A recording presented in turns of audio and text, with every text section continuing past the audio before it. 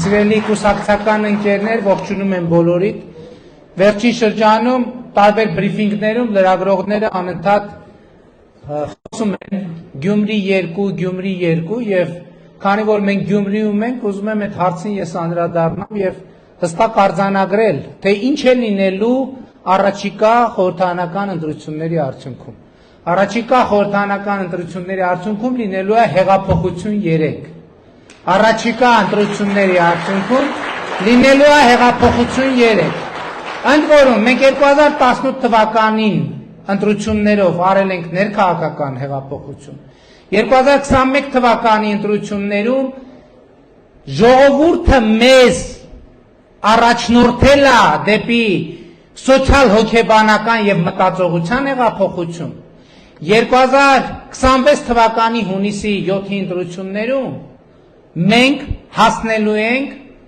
պատմաքաղաքական հեղափոխության, որը մեզ Հայաստանի ժողովրդին յոլա գնալու գոյատևման քաղաքականության ցիկլից դուրսաբերելու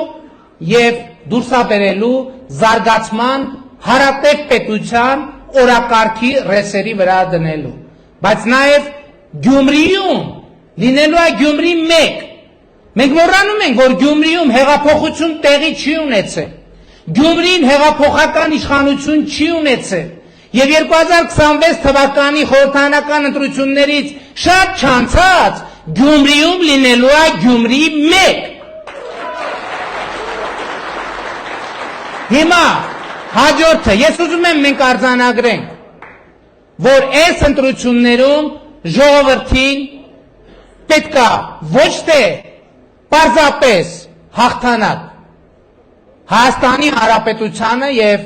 մեր ժողովրդին պետքա որպեսզի խաղաղության թիմը ստանա բացարձակ սահմանադրական մեծամասնություն։ Մեր նշաձողը 65%-ն է այս ընտրություններում, բայց շատ մի հատ կարևոր արձանագրում ենք արել։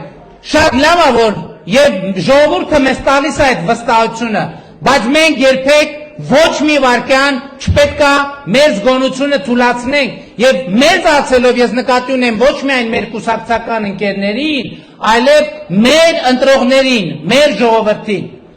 2026 թվականի հունիսի 7-ին Հայաստանի Հանրապետությունում տեղի ունենալու պատմաքաղաքական հեղափոխություն